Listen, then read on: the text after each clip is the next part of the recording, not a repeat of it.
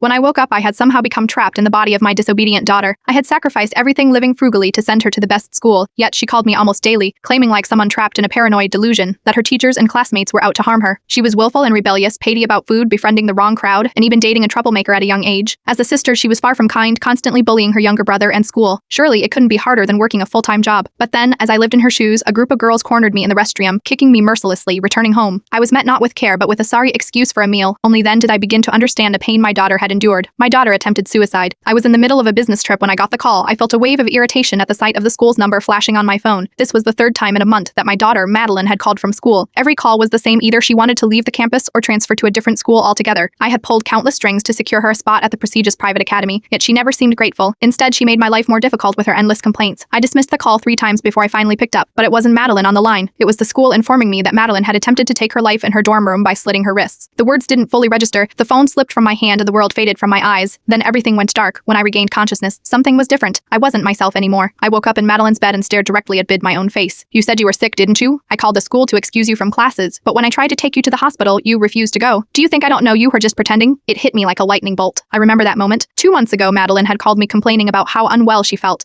It had been a Tuesday, an inconvenient time when I couldn't afford any distractions. Yet she had insisted on taking the day off, and even after I let her stay home, she stubbornly refused to see a doctor, saying she just needed some rest. Back then, I thought she was being childish, but now, living the scene through her eyes, I began to see everything I had missed. Although I struggled to accept that I had somehow become trapped in Madeline's body, I couldn't bear the thought of her falling behind in her studies. Reluctantly, I forced myself to get up. As I moved, a sharp, searing pain shot through my lower body. I froze stunned. Then I remembered I had noticed Madeline limping, but I dismissed it as another dramatic performance from her. I thought her acting was painfully unconvincing. "Mom," I called out. The word felt awkward on my tongue. Looking at someone with my own face and calling her Mom to Mom didn't feel natural, but I wanted to tell her about the pain. She turned to face me, my face her expression impatient. "What is it now? Why you're always so slow? Do you have any idea how hard I worked to raise you? Can't you show a little understanding for once? Or are you still pretending to be sick? I don't care if you have to crawl. You were going to school today? How did I end up with such an ungrateful daughter?" Her words cut through me like glass, and I couldn't bring myself to respond. Those were the same words I used to say to her. Hearing them now from my own mouth felt unbearable. I swallowed the pain and the words I wanted to say, deciding instead to wait until after school to tell her about it. Breakfast was well-balanced and nutritious, though I couldn't stomach the cucumber. No matter how hard I tried, I just couldn't eat it. In our family, only Madeline refused to eat cucumbers. I always insisted on a balanced diet while hoping to cure her pecky eating habits, so I made sure cucumbers were served at every meal that morning. I ate everything on my plate, leaving only the cucumbers untouched. My sharp eyes caught it immediately. "Look at that, picking at your food again, huh? It took me ages to break you out of that bad habit. What's the matter today? Why won't you eat them now?" I was stunned. That was when it dawned on me. Madeline hadn't mentioned her dislike for cucumbers in a long time. Before I could ponder it, the steam in front of me began rushing me again. "Eat. You are going to be late. Beata." Back in my day, we didn't have these luxuries. We couldn't even dream of having cucumbers on our plate.